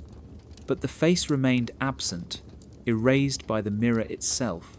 The archivist lowered his hand and spoke softly. "The room cannot see those who have chosen radical forgiveness." The phrase hit you like a stone. "Forgiveness," you repeated, as though trying to test the word's weight. He nodded. "The chamber can record anger, fear, betrayal, guilt. It thrives on storms of the soul. But forgiveness is different. It is not absence of memory, but the refusal to bind it. Those who forgive without condition break the threads the chamber feeds upon. Their faces blur because the room cannot hold them." You stared again at the mirror. The blurred figure walked calmly through the marketplace, their body clear, yet their identity untouchable. Around them, others revealed their secrets in perfect detail. Yet, this one remained protected, as though forgiveness had cloaked them in a shield no machine could penetrate. For the first time since entering the chamber, you felt a spark of hope. If forgiveness could blind the watchers, then perhaps there was a way out of their endless observation. But the archivist's voice darkened. "Few achieve such forgiveness," he said. "Most cling to anger, to wounds, to bitterness. Even those who speak of pardon often carry quiet resentment, and the chamber drinks from it all. Only the rare few, the ones who abandon every claim to vengeance, slip through unseen. They vanish not from history, but from surveillance. Their faces are not erased, they are freed." The thought unsettled you more than it comforted.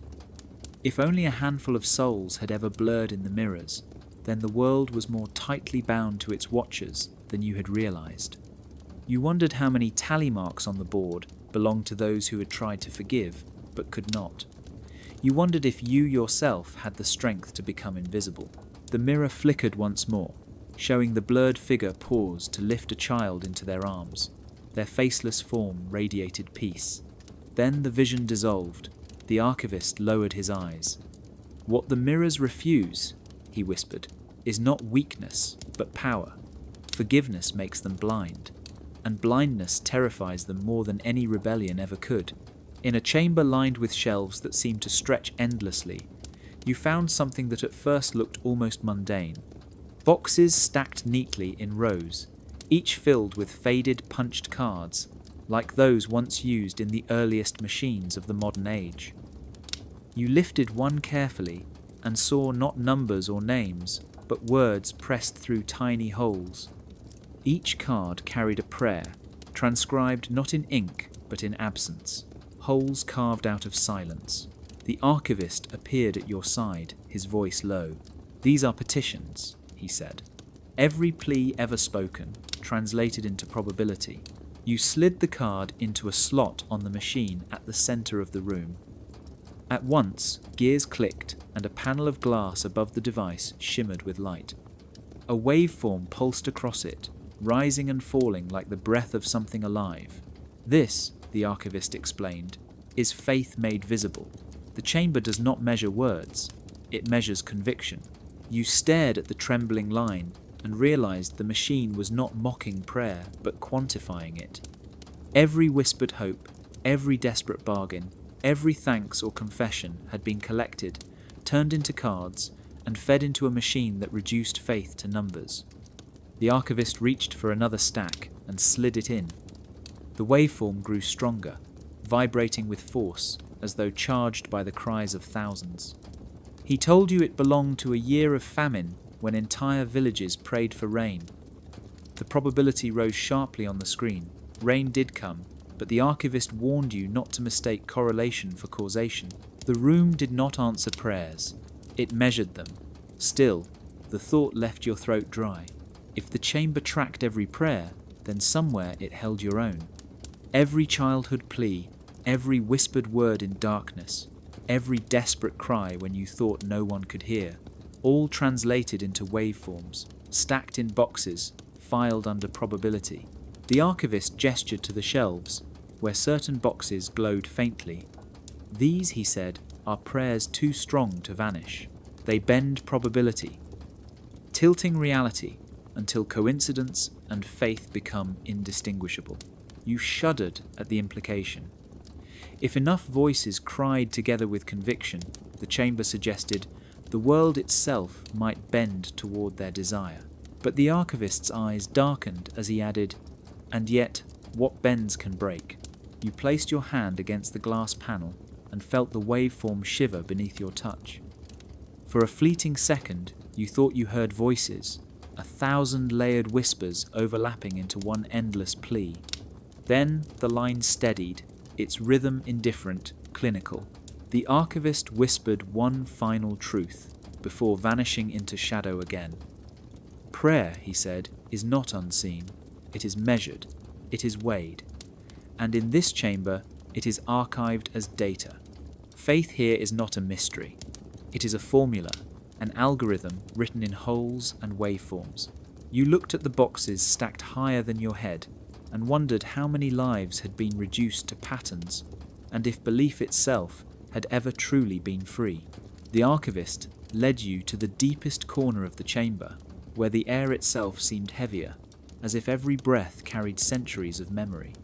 There stood a pedestal of pale stone, unmarked except for a single brass lever rising from its surface. Beside it rested a slate of dark glass that reflected nothing, not even your own face. The archivist's voice carried the weight of ritual when he spoke. Every visitor must take the test. You may choose one unseen thing to reveal to the world. Only one. Your heart thudded. The words echoed louder than the silence around you. Only one. You thought of the maps that moved, the voices in the vents, the wheel of mercy, the tallyboard of consequences. You thought of the blurred faces, those who had forgiven so deeply the room could not hold them. Each secret was heavy with power, each one dangerous in its own way. But the chamber demanded a choice. The slate flickered suddenly, and across its surface images began to ripple. One by one, the chamber displayed the unseen things you had witnessed. The telescope pointed at Earth. The strings of oaths binding vows to events. The ledger of forbidden frequencies.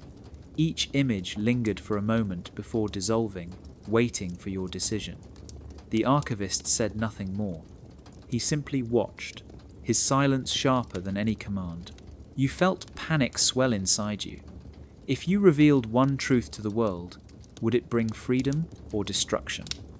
Would it awaken millions or break them? If you chose the wrong one, would it undo everything? The chamber seemed to sense your hesitation. The glass began to shimmer more urgently, as if the unseen things were alive and impatient, pressing against the surface of reality, begging to be chosen. You reached out, your hand trembling. The image before you at that moment was the contract of custody, the parchment binding generations to edit memory itself.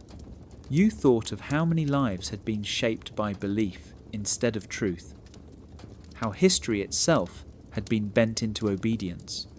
If the world saw this, if they knew faith had been managed like theatre?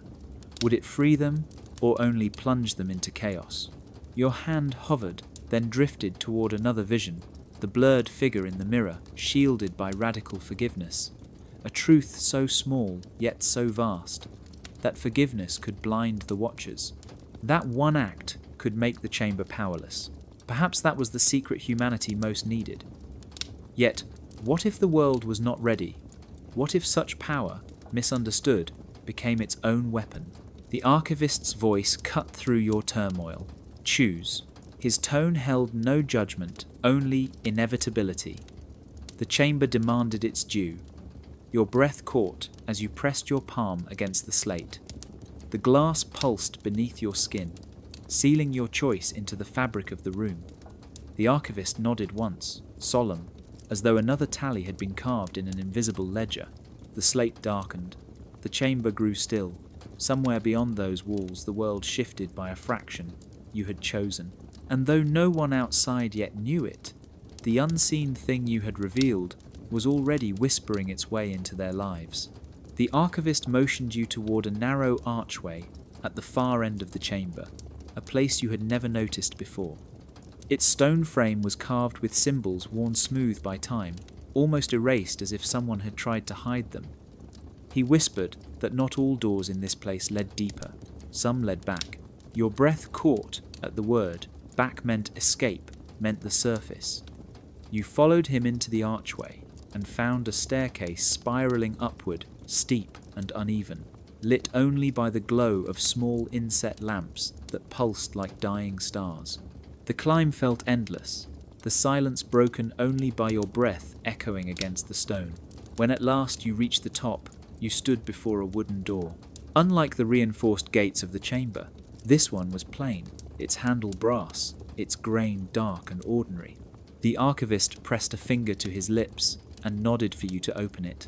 You stepped through and found yourself not in a corridor of marble or a forgotten hall of the Vatican, but inside a confessional box. The wooden lattice, the padded kneeler, the curtain drawn halfway, it was the same as any confessional you had ever seen in an ordinary church. But as you pushed the curtain aside and stepped out, the world that greeted you was startling. You were not in the basilica above the chamber. You were 2 plazas away, standing inside a small neighborhood chapel surrounded by cobblestone streets. The air felt unreal after the suffocating depths. Voices drifted from nearby cafes. The scent of bread and roasted coffee mingled in the evening air. The bells of street. Peters rang faintly in the distance, yet you were no longer beneath them. Somehow, the chamber had folded the path so that its exit spilled you into another corner of Rome. The archivist explained quietly that this was by design. No visitor could ever retrace their steps. No one could simply walk back into the Vatican with memories of the chamber fresh on their tongue. The confessional was the veil, a doorway disguised as penance. You turned back to the wooden door behind you, but it was gone. Only the confessional remained, ordinary and hollow. You pressed your hands against its panels, searching for seams, but there was nothing. Whatever you had stepped through no longer existed in this place. The archivist's voice echoed faintly, though he was nowhere to be seen. Those who leave through this door carry more than knowledge. They carry burden. You are not free, only surfaced. Your heart raced as you stepped out into the plaza. The world looked unchanged, the sky still glowing with twilight, the pigeons circling the fountain as they always did. Yet you knew the truth. Beneath your feet, hidden in stone and silence, the chamber continued to hum, its watchers watching, its devices listening. And now you had passed through its secret door, delivered back to the surface through the disguise of a simple confessional. The city around you was awake, alive, but you could no longer see it as ordinary. You carried with you the weight of what you had witnessed, a secret exit that was not an escape but a reminder. Even here in the open air, the chamber still owned a part of you. The chamber had always moved with terrifying precision. Every lens, every mirror, every humming wire followed its rhythm as though history itself had been rehearsed. Yet, On this night, something changed. You noticed it first in the lattice above, the golden cables that usually glowed steady as constellations. They flickered, not with their usual shimmer of whispers, but with a jagged stutter, a light that broke and reformed like a failing heartbeat. You froze, waiting for the archivist to explain, but his eyes were wide with something you had never seen before: fear. The lattice trembled again, and the mirrors across the wall shivered in response, their surfaces blurred, images smearing into nonsense, faces dissolving before reforming as faceless blurs. The listening table groaned softly, its grooves vibrating without command. The room was faltering. The archivist whispered under his breath that such a thing had not happened in 4 centuries.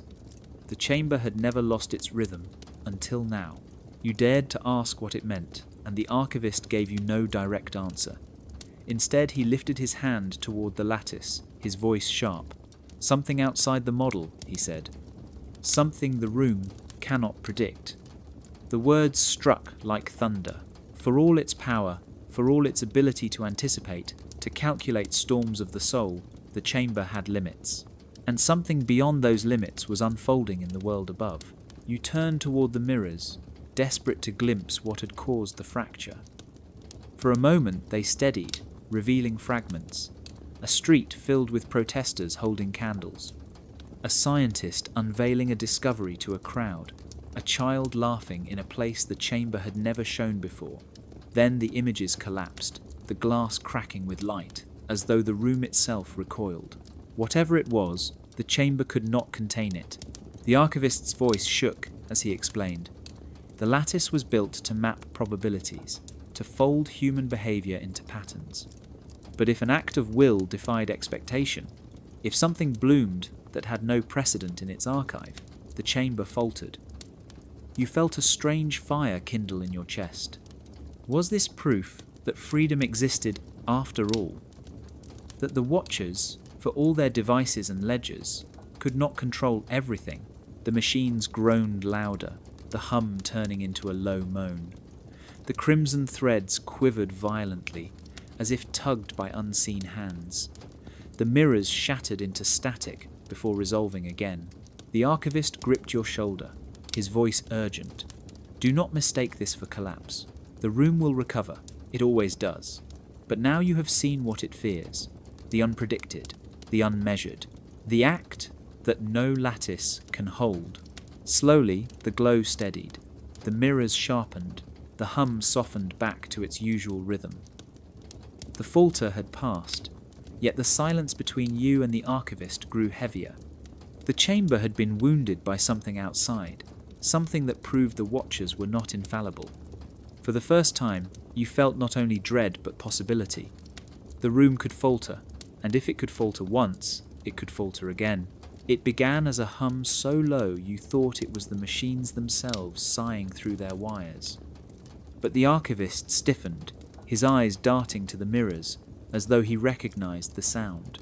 The hum grew, splitting into tones, voices layered upon voices, until the chamber trembled with a chorus. At first the words were indistinct, drifting like wind through broken stone. Then they sharpened into phrases, prayers, songs, laughter, shouts, all colliding at once. They came from everywhere and nowhere, a surge of humanity that felt too vast to belong to the walls of this room. You turned toward the lattice above, expecting it to absorb the storm as it always had. Instead, the golden cables flickered wildly, their steady light fractured into bursts. The mirrors blurred, the listening table shuddered, the crimson threads quivered like plucked strings with no hand to guide them. For the first time the instruments looked lost, blind. The archivist's voice cracked with awe. "Echoes of the unwatched," he whispered. You demanded to know what he meant, and his answer left your skin cold. "There are some who live beyond the grids," he said. "Those who never step into the patterns, who move unseen, unmeasured, untouched by the watchers. When they speak together, their voices pierce the chamber like lightning, and for those moments the instruments cannot see." The chorus swelled, shaking dust from the ceiling, rattling the brass dials until they spun uselessly. You pressed your hands to your ears, but it was not sound alone that battered you. The voices struck inside your mind, each carrying fragments of memory not your own. A farmer in a distant valley singing to the night sky. A child whispering secrets to a friend beneath a tree. A woman forgiving an enemy with no witness but the wind. None of them recorded, none of them bound. They were invisible to the grids, free in a way you had never imagined. The archivist clutched the edge of the listening table, his face pale. Few know they exist, he said. Fewer still can hear them. They are not rebels, not saints. They are simply unwatched, and because of that, the chamber cannot bind them. The voices surged again, and every machine in the room faltered. The mirrors went black, the lattice went dark. Even the humming wires fell silent. For one breathless instant, the room was blind. You felt the absence like a rush of air, a void where surveillance had always been. It was terrifying, but it was also exhilarating. For the first time since stepping inside, you felt unseen, untouched, free. Then the chorus faded as suddenly as it had risen. The lattice flickered back to life. The mirrors sharpened, the whispers returned, the chamber regained its sight. Yet something had changed. You had heard the echoes of those who lived beyond all grids, and you knew now that blindness was possible. Somewhere in the world, people moved untouched by this room's gaze, and their voices together could bring the machines to their knees. The archivist lowered his eyes, trembling. "Remember this," he said softly. "The unwatched do not hide. They simply live, and in their living the watchers are powerless." The archivist had always moved through the chamber with the certainty of one who belonged, his steps steady, his hands sure as they hovered over levers and dials. Yet tonight, his movements faltered. He lingered by the mirror that showed blurred faces, his reflection thin and pale against the glass. When he finally turned to you, his voice was softer than you had ever heard it. "There is something you must know," he said.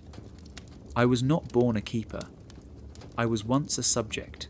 The words hung in the air like smoke. You stared at him, waiting for explanation. He lowered himself onto the edge of the listening table, his shoulders heavy. "Years ago," he said, "the chamber did not welcome me as guardian. It studied me, it measured me, my sins, my fears, my secret vows. I was not spared the storm, I was the storm."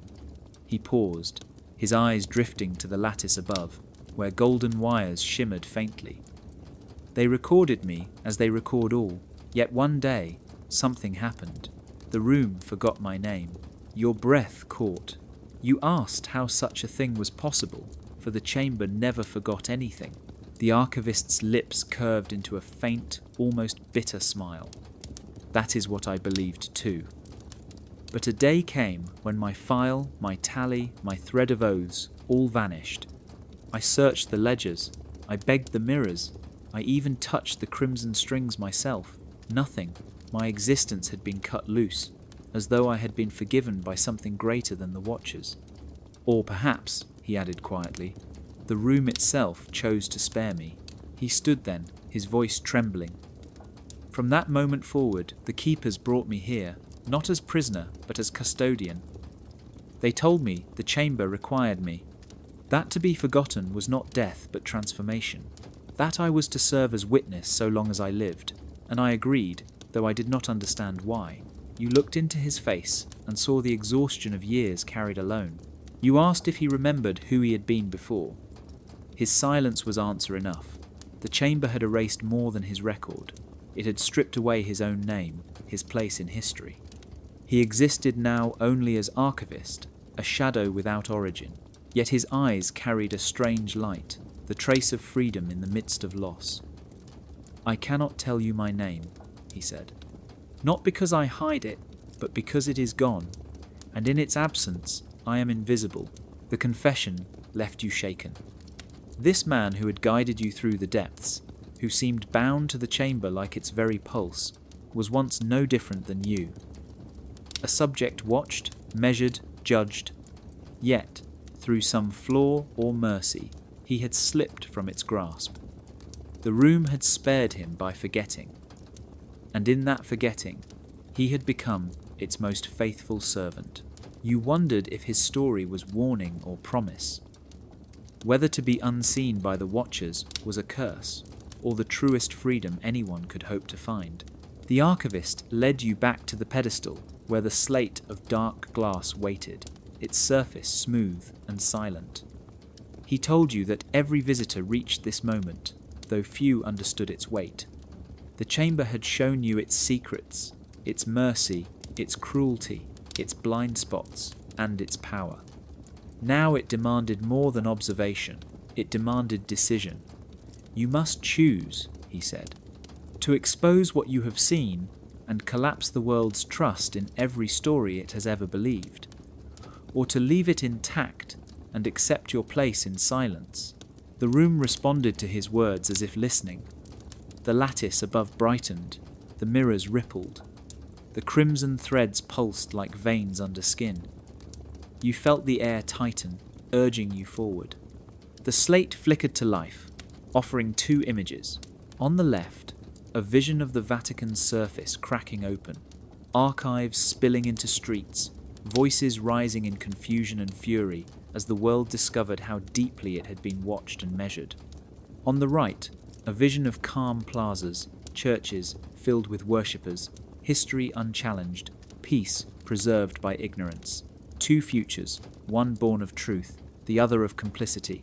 Your chest tightened. To reveal the chamber meant shattering not just institutions but the foundation of trust itself.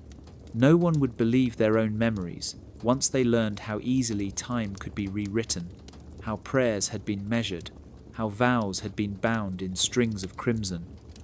Faith would crumble, nations would fracture, the very meaning of history would collapse. Yet to remain silent meant carrying the burden alone, knowing the watchers would continue, knowing mercy would remain only an experiment, knowing freedom would belong only to the blurred faces the room could not hold. The archivist placed his hand on your shoulder. "Neither choice is clean," he whispered. "To reveal is to destroy. To remain silent is to obey. But the room will not allow you to walk away without answering. It must know whether you will be seen or unseen." You closed your eyes, trembling under the weight of a choice that felt impossible. Images from your journey flashed across your mind. The woman spared in the wheel only to vanish, the unrecorded voices rising in chorus, the blurred figure shielded by forgiveness. You remembered the tallyboard of consequences, every attempt to change the past, leaving ripples of unintended harm. You realized that whatever choice you made would carry consequences too vast to predict. The slate pulsed, demanding your touch. Your hand hovered between the visions, your heartbeat echoing in your ears. The archivist said nothing now, his silence forcing the decision onto you alone. The chamber hummed with anticipation, as though leaning closer, eager to record your will. You finally understood. This was not just about revealing or concealing the room. It was about whether you yourself would choose to be seen. Your fingers pressed against the glass.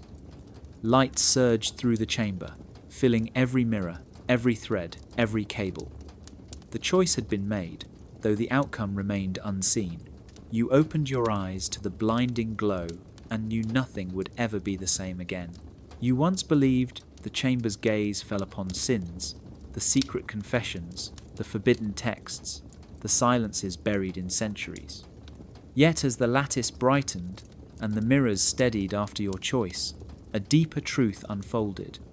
The archivist's voice trembled as he revealed what the watchers truly desired. Not the weight of guilt, not the thrill of heresy, not even the hidden prayers. What they are watching, he said, are the moments of choice. The words unsettled you. The mirrors responded at once, filling with scenes not of wars or revolutions, but of ordinary people caught in quiet pivots. A merchant deciding whether to cheat a customer or to offer fairness. A child choosing whether to share food with a friend. A general pausing before giving a command that would send men to their deaths. Small decisions, almost invisible in the scope of history, yet each one a tilt, a hinge, a turning of the wheel no machine could fully predict. You leaned closer as the visions shifted.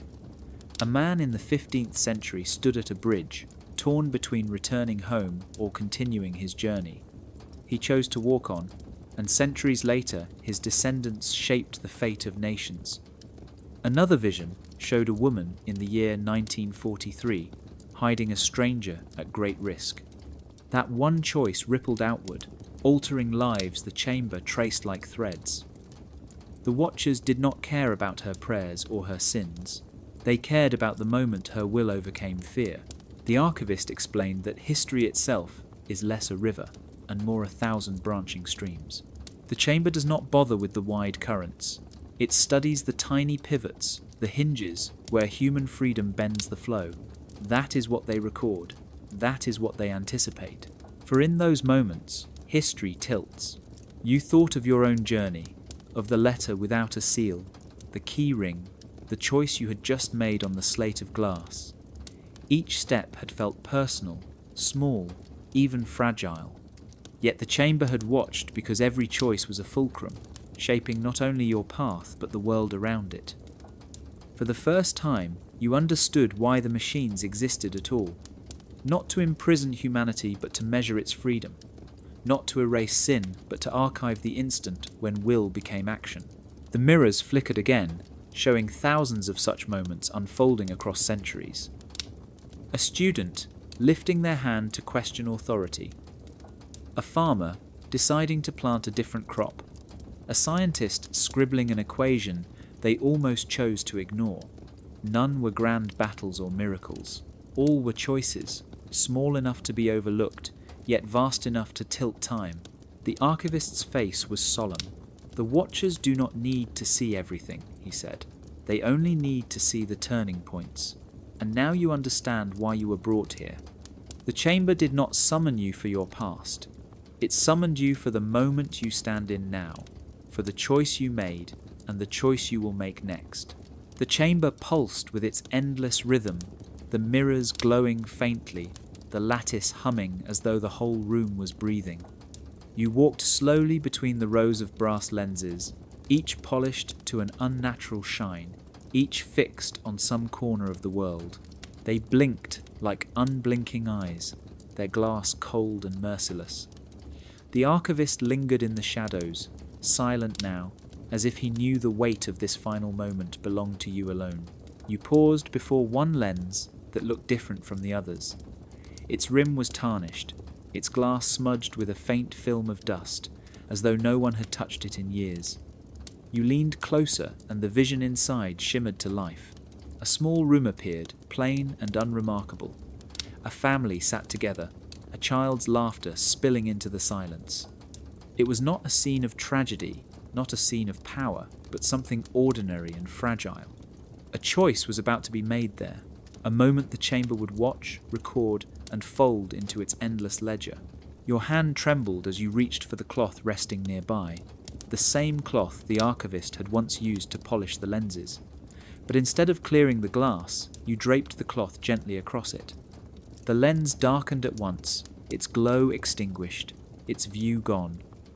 The hum of the room faltered for a second, then steadied, almost as though the chamber sighed in confusion. One eye had been closed. The archivist stepped forward, his face unreadable. "Do you know what you have done?" he asked softly. You nodded. For the first time since stepping into this place, a moment would unfold unwatched. The choice that family made would belong only to them, unseen, unmeasured, untouched by the watchers. Silence thickened, but it was not the oppressive silence of the mantle. This was different. It was gentle, alive, the kind of silence that belongs to secrets shared between hearts. You realized then that sometimes truth does not survive by being observed or recorded. Sometimes it survives by being left alone, allowed to happen without interference. The archivist's expression softened, the faintest trace of relief in his tired eyes. "Few have thought to do this," he whispered. "Few have dared to turn off the light." His words lingered like a blessing and a warning. The chamber still hummed, still watched through its countless eyes, but now one truth lay beyond its reach. A small truth, perhaps, but perhaps that was enough. You turned away from the lens, the covered glass gleaming faintly beneath the cloth. As you walked toward the hidden stair, you felt the weight of the room pressing less heavily on your shoulders. You had not destroyed it, nor exposed it, nor silenced it forever, but you had created a gap, a shadow where light could not intrude, and in that shadow, freedom could breathe. When you finally stepped into the night air above, the bells of Rome rang out in the distance. The city glowed as it always had, unaware of what you had left behind. Yet somewhere, in a small room unseen, a choice was being made. A choice that would tilt history without the watchers knowing, and for the first time you smiled, because sometimes truth does not need to be remembered. Sometimes truth only needs to be allowed.